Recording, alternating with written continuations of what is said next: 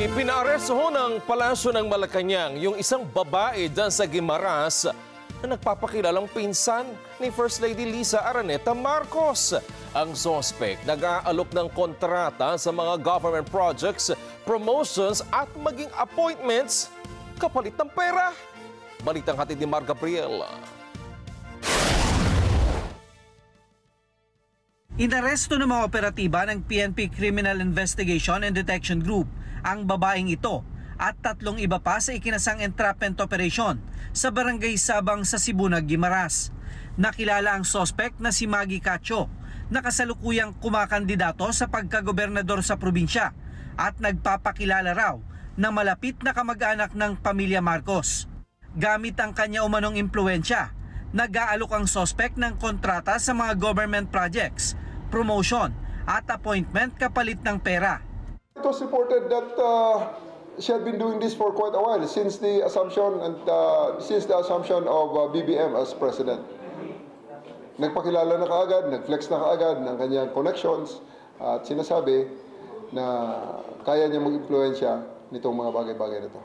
Kaya naman ang mismong tanggapan ng Special Envoy for Transnational Crime ng Malacanang ang nag-utos sa CIDG na trabahuhin at arestuhin ang suspect.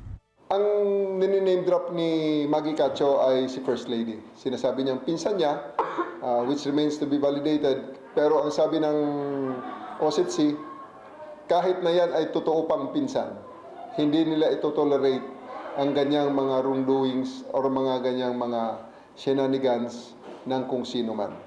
Kaya ito ay talagang honest to goodness, hinuli natin.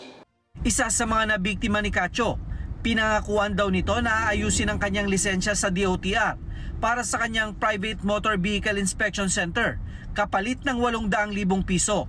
Pero matapos daw na makapagbigay ng 400,000 pesos ang biktima, wala daw dumating na lisensya sa kanya. Nakapa namin ang victim na ito at noong February 11, siya ay isinet nitong suspect natin para magbayad ng balance na 400,000 ulit. So ikinasa natin ang entrapment operation and because of that, nang ibigay natin ang 400,000, inaresto na natin itong si Maggie Cacho. We are giving this information to the media para manawagan din sa iba pang nabiktima para magsampa ng kaso. Kasamang naaresto sa operasyon ang 2 tauhan ng Philippine Coast Guard na nakuhanan ng 2 baril at mga bala. They are rendering unauthorized security services. Pero yan is it remains to be validated kasi ang sabi naman ng dalawa is nandun lang sila nagkataon na nataybingan lang sila doon sa time ng entrapment operation. They are in a private visit, they are in a private ang presence sila doon ay wala namang pakialam doon. Sinampahan na si Cacho ng kasong swindling at estafa habang nahaharap naman sa kasong paglabag sa gun ban ang 2 Coast Guard personnel. Mar Gabriel para sa Mata ng Agila. Matatag, matapang, matapat. Maraming salamat sa inyo pong pagsubaybay sa Mata ng Agila Primetime. Para malaman ang matatag, matapang at matapat na mga balita, i-follow lamang at mag-subscribe sa AtNet25 TV.